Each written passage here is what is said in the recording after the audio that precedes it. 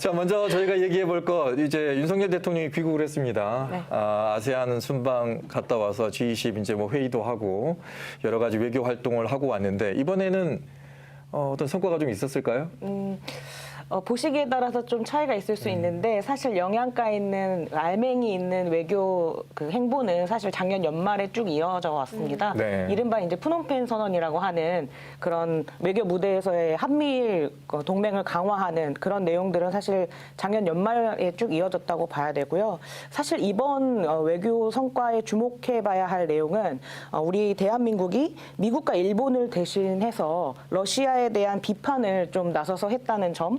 그리고 미국과 일본이 지금 짜고 있는 아세안 국가들을 인태 전략, 이른바 인도태평양 전략 안으로 들어오게 하려고 하는 전략들이 있거든요. 네. 그것을 좀 이제 미국을 대신해서 적극적으로 수행하는 그런 대변자 역할을 해냈다라고 하는 것이 이게 평가라고 해야 할지 긍정적인 평가로 해야 될지 좀 아쉽고 안타까운 평가라고 해야 될지 좀 두고 봐야 할 것 같습니다. 저는 좀 후자에 가깝긴 한데요. 네. 대한민국 정부가 우리의 실리적인 이익보다는 좀 국제 외교 무대 안에서의 한미 삼각 동맹의 이해관계 안에 좀 충분히 역할했었던 그런 좀 아쉬운 대목이 있었다라고 말씀드리고 싶습니다. 아예 지금 표현을 미국의 대변자라고 하셨어요. 네. 이게 지금 우리나라의 외교를 하러 갔는데 미국 대변자라는 표현을 해버리셨습니다. 네, 위원장님 말씀처럼 미국 그리고 일본과의 친분과 어떤 협력 관계를 강조하는 이야기들을 많이 했는데 특히 한일중이라는 표현을 썼습니다. 그동안 동아시아 3국은 한중이라는 표현을 관용적으로 썼었는데 한일중이라는 표현은 정말 많은 분들을 당황스럽게 한 표현이 아니었나 하는 생각이 들거든요. 일본과 중국의 반응은 어떨까요? 예, 특히 긁어 부스럼을 만드는 표현이었다고 생각을 합니다. 앞서서 말씀해 주셨던 것처럼 한중일이라고 하는 이제 관용적인 외교의 표현들로 그동안 우리가 익숙한데요.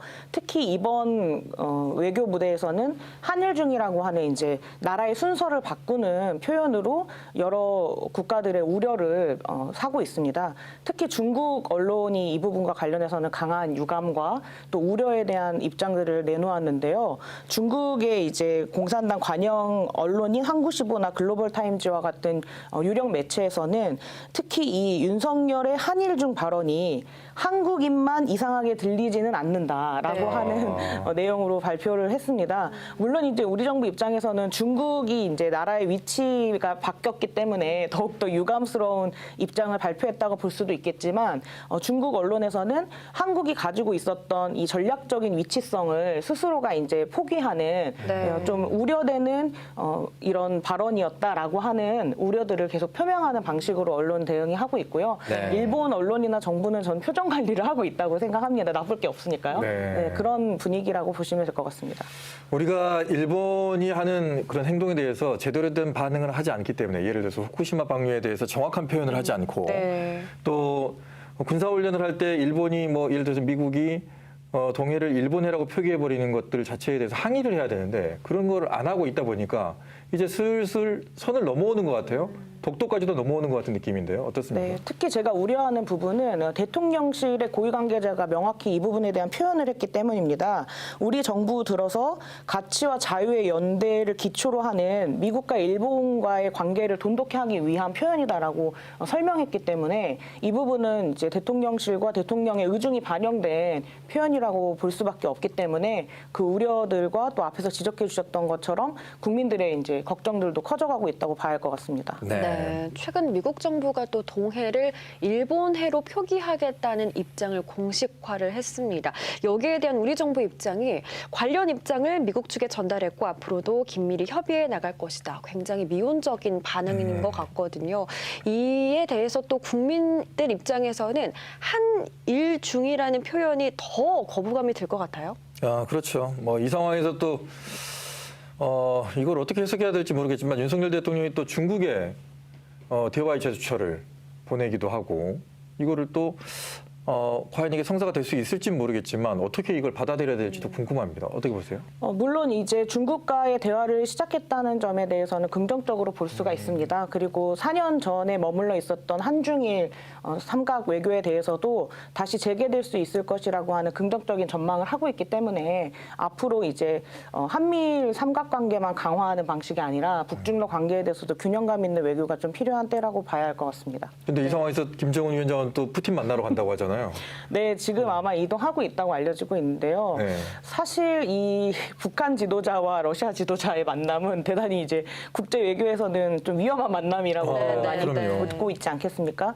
그리고 특히 이제 이 시점이라고 하는 게 지금 한미일 관계와 또 윤석열 대통령의 외국 순방 이후에 직후에 이루어지고 있는 만남이기 때문에 몇 가지 대단히 우려스러운 대목들이 좀 있습니다. 네. 지금 이제 러시아와 북한 같은 경우에는 유엔 안보리 제재와 관련해서 입장을 좀 같이 하고 있는데 이 부분과 관련한 좀 적극적인 대응을 하려고 하는 우려와 움직임이 포착되고 있고 가장 중요한 건 지금 러시아와 우크라이나 전쟁 상황에서 네. 이제 러시아에 대한 무기 지원이라거나 아니면 네네. 러시아 입장에서는 또 북한에게 무기와 관련한 원자재를 제공하는 그런 네. 좀 국제 외교 무대에서는 피하고 싶은 주제들을 가지고 이 두 지도자가 만나는 것으로 알려져 있습니다. 네. 그래서 이 부분과 관련해서는 사실 전반적인 국제 정세가 경직되는 그런 과정이고 대한민국 정부 같은 경우에도 한미일 동맹을 강조하다 보면 상대적으로 북중러와의 이런 양자택일적인 외교 관계가 강화되기 때문에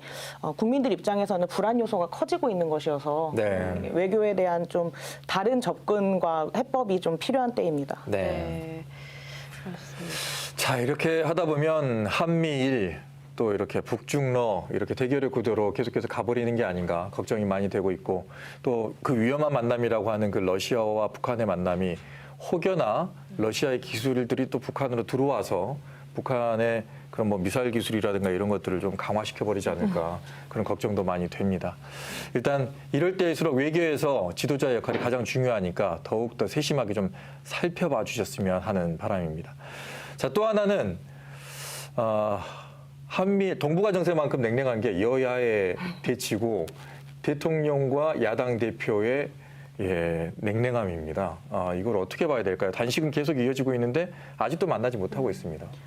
우선 대단히 안타깝다는 말씀을 드리고 싶어요. 이제 정부나 아니면 야당인 민주당에 대해서 정의당도 비판적인 입장을 갖기도 하지만 네. 사실 그것을 떠나서 대통령이 야당 대표, 제1야당의 대표를 취임 1년이 훌쩍 지난 이 시간까지도 만나지 않고 있다는 점.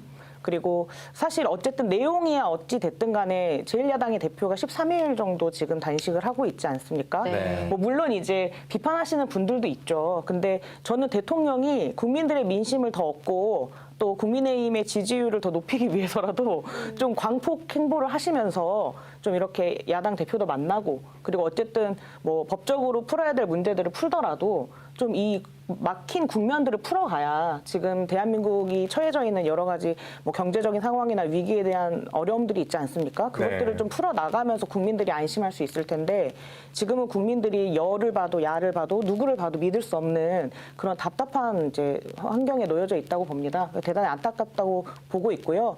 대통령이 어쨌든 하루라도 빨리 또는 국민의힘이라고 하는 여당 대표라도 네. 야당 대표를 만나서 단식을 멈추는 신용이라도 좀 해주고 네. 좀 이제 우리 정치가 좀 제대로 된 내용을 가지고 이야기했으면 좋겠습니다. 네, 오늘 뭐 출석하는 화면에서 보셨습니다만 출석하는 모습도 보셨습니다. 네, 검찰이 지금 구속영장 청구를 검토하고 있는데 그 시기가 언제가 될지 이목이 끌리고 있습니다. 추석 전이 될 것이다라는 입장이 우세한 상황인데 영장이 청구될 경우 체포동의안 표결은 어떻게 예상하고 계실까요? 이게 참 안타까운 전망인데요. 영장을 청구해서 이재명 대표에게 흠집을 내고 싶은 사람과 세력들의 입장에서는 추석 그 밥상에 이 체포동의안을 올리고 싶지 않겠습니까? 네. 그리고 국회 일정상 보시면은 이번 달 21일과 25일에 본회의가 열릴 예정입니다. 그런데 이제 10월 달이 흔히 말하는 국정감사 시기예요. 그래서 이번 본회의 때 체포영장을 올리지 못하면 12월이 돼서야 이 체포영장을 올릴 수가 있는 시기적 특성이 좀 있습니다. 그러다 보니까 아무래도 추석 전에 구속영장을 청구해서 본회의 때 체포 동의안에 관련한 표결을 다툴 수밖에 없게 만들고 싶은 그런 생각을 갖고 계신 분들이 분명히 한 축에 있을 거고요. 네. 이재명 대표 입장에서는 뭐 지금 수사와 조사를 받으시면서 동의하기 어려운 부분들이 있기 때문에 조서에 대한 이제 서명 날인을 하지 않거나 또는 진술에 대해서 동의하지 못하는 부분들이 있기 때문에 조사와 수사 시간들이 좀 지연되고 있는 좀 지점들도 있습니다. 네. 그래서 아무래도 양 세력 간에 이 수사와 조사를 둘러싸고 있는 여러 가지 셈법들이 복잡하게 작동하고 있는 것 같습니다. 네. 역시 여당에서는 반응이 없죠, 지금? 네, 그렇습니다.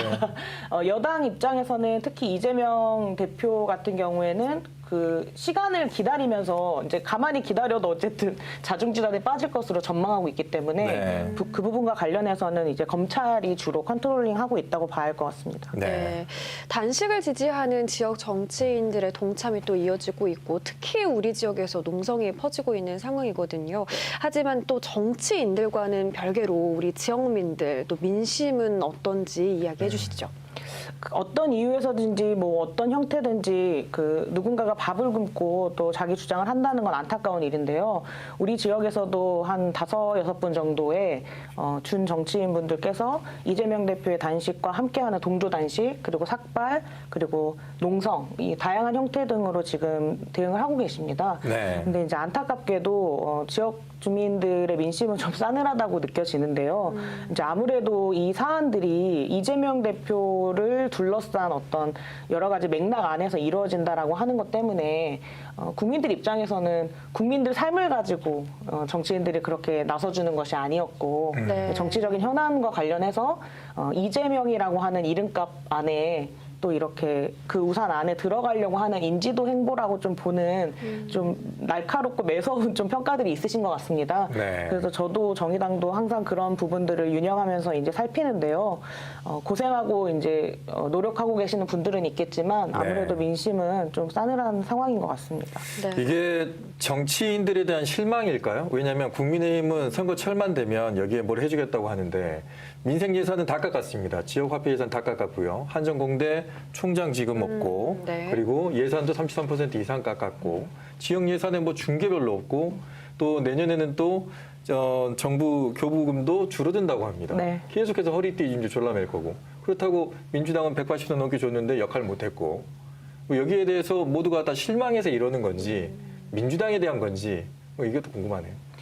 전반적으로는 여야 할 것 없이 진보정당 포함할 것 없이 정치 전반에 대한 실망이 크시다고 봅니다. 왜냐하면 국민들의 삶을 걸고 정치가 이토록 격앙되게 싸웠던 적이 있나라고 국민들은 의구심을 가지시는 거고 사실 생각보다 지금 국민들의 삶이 대단히 퍽퍽합니다. 네. 물가나 금리도 굉장히 높고 부동산 시장도 얼어 있고요. 서민들의 삶도 어려운 상황에서 정치가 여전히 다루고 있는 주제라고 하는 것이 나의 삶은 좀 내팽개치고 있다라는 인식들이 강하기 때문에 네. 정의당인 진보정당을 포함해서 정치 모두가 국민들에게 외면받고 있다고 저는 생각을 합니다. 이 와중에 정치가 제대로 국민들의 삶을 좀 책임지기 위해서라도 지금 같은 정쟁 국면이 좀 정돈돼야 될 필요가 있겠고요. 네. 제가 가장 이제 안타까운 거는 사실 얼마 전까지만 하더라도 집권 여당인 국민의힘이 이른바 서진 정책이라고 해서 호남과 광주 유권자 시민들의 마음을 사기 위한 대단히 의미 있는 행보들을 전 했다고 생각을 합니다. 근데 그 일들이 이제 하루아침에 없었던 일처럼 돼서 못 먹는 감을 이제 찔러만 보다가 아예 이제 뭉그러뜨리고 내팽개 쳐버리는 형국이 아닌가라고 해서 이렇게 되면 다시 우리 지역민들에게 국민의힘이 집권 여당으로서 책임 있는 자세로 정치를 해나가실 수 있을지 심히 우려되는 상황입니다. 네. 네, 지금 호남이 많이 어려운 상황인 것 같은데요. 주동식 전 국민의힘 서구갑 당협위원장이자 또 현 호남 대한포럼 공동대표가 국민의힘이 총선에서 이기는 3가지 접근이라는 제목의 칼럼에서 호남의 권위를 무너뜨리는 것, 이렇게 호남을 고립시키는 게 국민의힘이 총선에서 이길 수 있는 어떤 키워드다라는 이야기를 또 했거든요. 우선 이 전 국민의힘의 책임 있는 당협위원장이셨습니다. 네. 지금 이제 칼럼을 쓰신 언론은 사실 그렇게 위치성이 있는 언론이 아니기 때문에 이것이 문제가 되고 있다고 오히려 이제 주목해줄 필요는 없을 것 같아요. 네. 왜냐하면 제가 봤을 때 이 칼럼 내용은 대단히 문제가 많습니다. 네. 우선은 호남과 관련한 이른바 입장 변화 같은 것들을 적나라하게 드러냈는데요. 방금 말씀하셨던 것처럼 5.18 유공자나 새만금 잼버리, 정일성 기념관과 같은 세 가지의 키워드를 가지고 끝까지 이 호남을 무너뜨린다면 국민의힘이 호남에서 승리할 수 있고, 이러한 어떤 내용들이 호남의 민주당의 정체성을 드러내는 핵심 내용이라고 봐서 이 세 가지를 굉장히 이제 포인트를 잡으셨어요. 네. 근데 이제 이게 뭐 오늘 이 자리에서 다 길게 설명드릴 수는 없겠지만 대단히 이제 그 국민의힘 특정 이제 우파의 기획된 이제 내용들이라고 보여지는 측면들이 몇 군데 있거든요. 네. 예를 들면은 뭐 우리 지역에서 활동하고 있었던 배운천 씨가 활동하는 대한 포럼이라고 하는 곳이 있는데 그 안에서 정일성과 관련된 입장도 좀 다르게 나왔습니다. 그런 여러 가지 이제 과정들 속에서 굉장히 기획되고 의도성을 가지고 있는 분석과 제안이기 때문에 실제 이것이 지역민들의 민심을 반영하고 있는 그런 칼럼이라고 보기에는 제가 위험하다고 보고요. 그리고 그 칼럼을 처음부터 끝까지 아마 보시면 알겠지만 대단히 이제 논리적인 개연성이라거나 또는 굉장히 이 정치와 국민들의 삶을 극단적으로 몰고 가는 형태의 그런 대립적 사고가 강합니다. 네. 이런 인식을 갖고 계신 분이 집권 여당에서 책임 있는 자리에서 역할을 하셨다는 것이 좀 안타깝고요. 네. 국민의힘이 앞으로 호남에서 다시 주민들의 신뢰를 회복하는데 상당한 시간이 걸릴 것으로 보입니다. 네.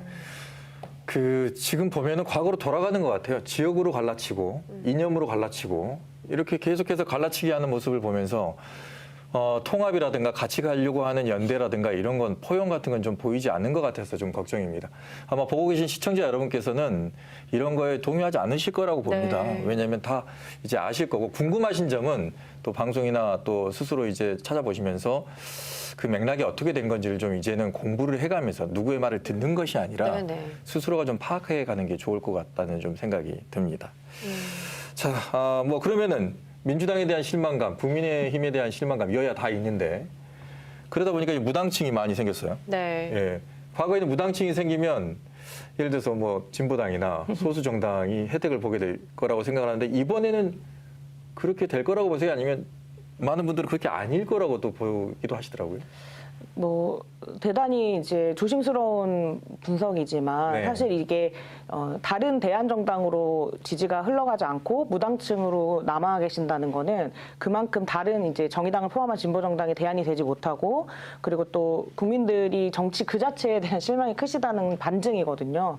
정의당은 정의당 나름대로 국민들의 신뢰를 회복하기 위해서 최선을 다해서 노력해 나가겠지만 사실 이 정치 전반의 큰 불신을 회복하기 위해서는 큰 정당들의 좀 확실한 태도 변화가 좀 필요한 때입니다. 그리고 사실 내용적으로도 이제 선거법이라고 하는 것이 굉장히 큰 전제 조건을 만드는데요.